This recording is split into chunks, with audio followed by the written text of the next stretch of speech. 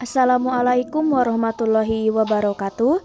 Perkenalkan, nama saya Santi Salamah dengan nomor pokok mahasiswa 212151070 dari kelas B Pendidikan Matematika Fakultas Keguruan dan Ilmu Pendidikan Universitas Siliwangi.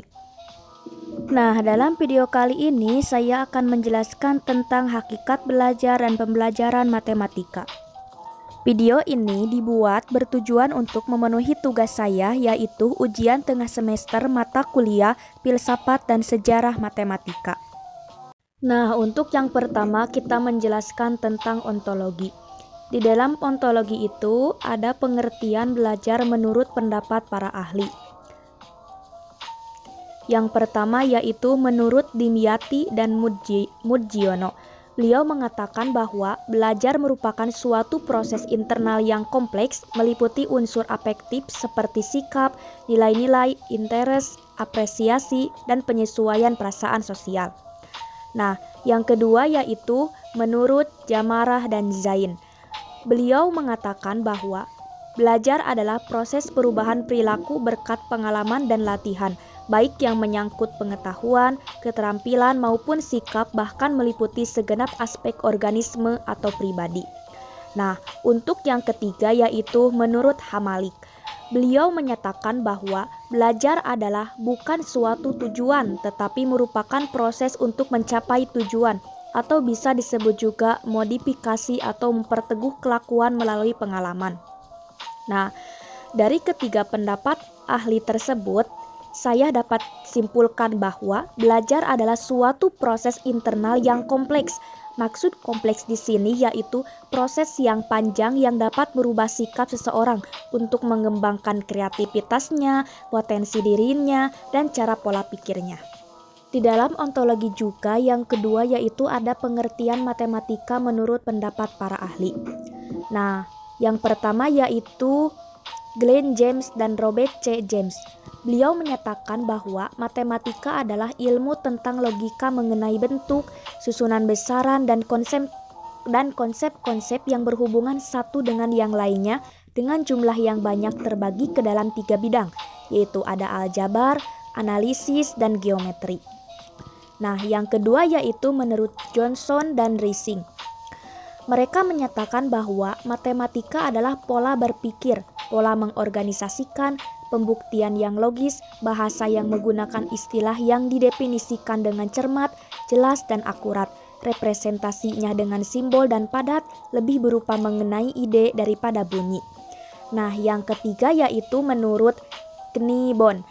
Beliau menyatakan bahwa matematika hanyalah studi tentang struktur abstrak atau pola formal keterhubungan. Nah, dari ketiga pendapat pakar tersebut dapat disimbolkan bahwa matematika adalah ilmu tentang logika yang dibangun melalui penalaran deduktif dan dijabarkan dengan simbol atau bahasa simbol yang terdefinisikan secara sistematik antara satu konsep dengan konsep yang lain, saling berkaitan, dan pembuktian matematika dibangun dengan penalaran deduktif. Nah, untuk yang selanjutnya yaitu ada belajar matematika menurut pendapat para ahli. Yang pertama yaitu menurut Nur Hadi. Beliau menyatakan bahwa belajar matematika adalah belajar ilmu pasti, yang berarti belajar bernalar atau yang berhubungan dengan penalaran. Untuk yang kedua yaitu menurut Sukahar. Beliau menyatakan bahwa belajar matematika adalah belajar berkenaan dengan ide-ide, struktur-struktur yang diatur menurut aturan yang logis. Nah, untuk yang ketiga yaitu menurut Brunner. Beliau menyatakan bahwa belajar matematika adalah belajar tentang konsep dan struktur matematika yang terdapat dalam materi yang dipelajari, serta mencari hubungan-hubungan antara konsep dan struktur matematika itu. Nah, dari pendapat ahli ketiga di atas, kita dapat simpulkan bahwa belajar matematika adalah belajar mengenai konsep-konsep, ide-ide yang saling berhubungan satu sama lain, dan merupakan materi yang berhubungan dengan penalaran secara logis dan valid. Nah, untuk selanjutnya yaitu ada pengertian pembelajaran menurut pendapat para ahli. Yang pertama yaitu menurut Sagala. Beliau mengatakan bahwa pembelajaran merupakan membelajarkan peserta didik menggunakan asas pendidikan maupun teori belajar, merupakan utama keberhasilan pendidikan. Nah, yang kedua yaitu menurut Sudjana. Beliau menyatakan bahwa pembelajaran merupakan upaya yang dilakukan dengan sengaja oleh pendidik yang dapat menyebabkan peserta didik melakukan kegiatan belajar. Nah, untuk yang ketiga yaitu ada Hernawan. Menurut beliau menyatakan bahwa pembelajaran merupakan suatu proses komunikasi transaksional yang bersifat timbal balik, baik antara guru dengan peserta didik maupun antara peserta didik dengan peserta didik lainnya untuk mencapai tujuan yang telah ditetapkan. Nah, berdasarkan pengertian dari beberapa ahli tersebut, dapat disimpulkan bahwa pembelajaran adalah suatu kreativitas belajar yang dilakukan agar terciptanya suatu interaksi antara pengajar dan peserta didik untuk mencapai suatu tujuan, yaitu pengalaman belajar yang berpengaruh pada pengetahuan sikap dan keterampilan. Nah, untuk yang selanjutnya yaitu ada pengertian pembelajaran matematika menurut pendapat para ahli.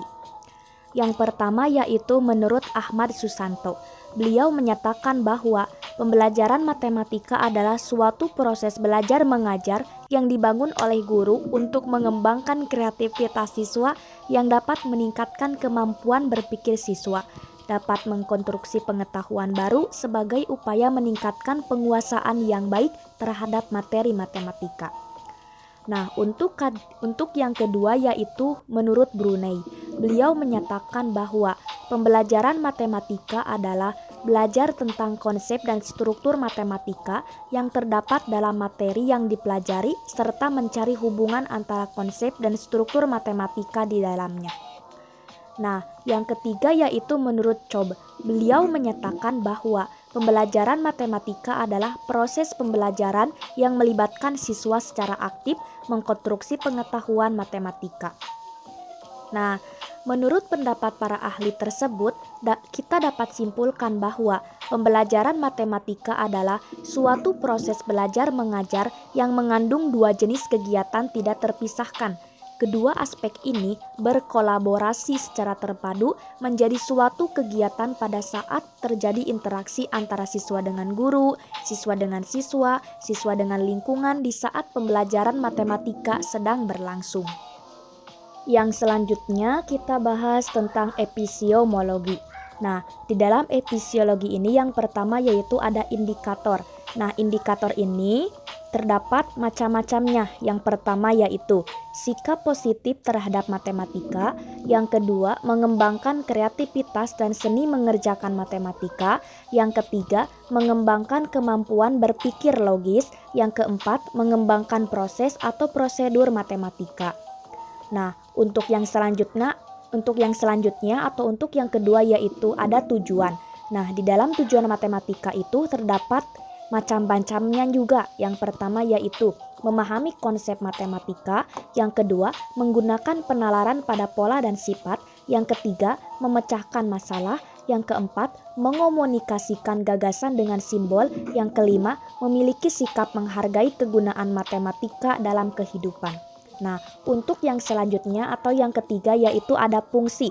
Di dalam fungsi yang pertama yaitu matematika sebagai suatu alat, yang kedua matematika sebagai pola pikir, yang ketiga matematika sebagai ilmu atau pengetahuan. Nah, untuk yang keempat yaitu ada ciri-ciri atau karakteristik.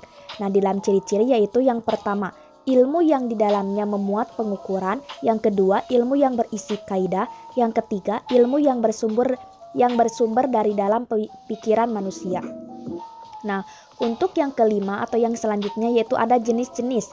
Nah, di dalam jenis-jenis yang pertama yaitu ada belajar konsep, yang kedua belajar pengetahuan deklaratif, prosedural, dan kondisional. Untuk yang selanjutnya yaitu ada langkah-langkah. Nah, yang pertama yaitu pilih ruangan belajar yang kondusif. Yang kedua, ingat dan pahami konsep. Yang ketiga, dalami materi dan tetap fokus. Yang keempat, berani untuk salah. Yang kelima, konsisten untuk berlatih soal. Yang keenam, berani berkomunikasi dengan guru atau teman. Yang terakhir atau yang ketujuh yaitu memecahkan masalah dengan banyak cara. Nah, untuk yang selanjutnya yaitu kita bahas tentang aksiologi. Nah, berdasarkan langkah-langkah yang dipaparkan di bagian epistemologi dapat kita jelaskan. Yang pertama yaitu ada pilih ruangan belajar yang kondusif. Di antara yang lain, matematika adalah salah satu disiplin ilmu yang sangat membutuhkan ketelitian. Oleh karena itu, penting memilih ruangan kondusif pada saat belajar atau latihan soal matematika. Contohnya, saat kita sedang belajar matematika di rumah atau daring, carilah tempat yang kondusif seperti kamar sendiri atau yang lainnya. Untuk yang kedua yaitu ingat dan pahami konsep. Nah, di sini maksudnya yaitu perlu memahami setiap materi yang sedang dipelajari, ingat kembali catatan atau pahami kembali dengan membuka buku. Contohnya, saat ada soal matematika dari guru atau dosen yang cukup sulit, tak perlu berlama-lama dalam memahami agar tidak terlalu lama berkutat dalam rumus, langsung saja berlatih. Yang ketiga yaitu ada dalami materi dan tetap fokus. Maksudnya, ketika pola dan konsep sudah diingat dan dipahami, selanjutnya siswa atau mahasiswa bisa belajar untuk mendalami materi dengan fokus. Contohnya, saat berlatih soal, fokuslah terlebih dahulu ke soal yang sudah paham materi dan dalami terus soal tersebut. Nah, untuk yang keempat yaitu berani untuk salah. Berani untuk salah di sini maksudnya semua kesalahan dalam matematika adalah pembelajaran. Maka dari itu berani untuk salah itu penting. Kuncinya adalah terus mencoba dan pantang menyerah. Contohnya, saat kita sedang mengajukan hasil tugas matematika kita ke guru atau dosen, jangan ragu atau jangan takut untuk salah. Yang selanjutnya atau yang kelima yaitu konsisten untuk berlatih soal. Maksudnya, secara teknik pengerjaan, matematika bukanlah ilmu yang bisa dihafalkan, namun dengan banyak berlatih seseorang bisa hafal dengan konsep matematika. Contohnya, kita bisa mencari latihan-latihan soal dari internet agar minimal setiap harinya kita dapat berlatih tentang matematika. Nah, untuk yang selanjutnya yaitu atau yang keenam, berani berkomunikasi dengan guru dan teman. Belajar tak hanya mengurung diri di tempat hening dan menyendiri, namun saat benar-benar buntu, perlu berbagi pikiran dengan guru atau teman.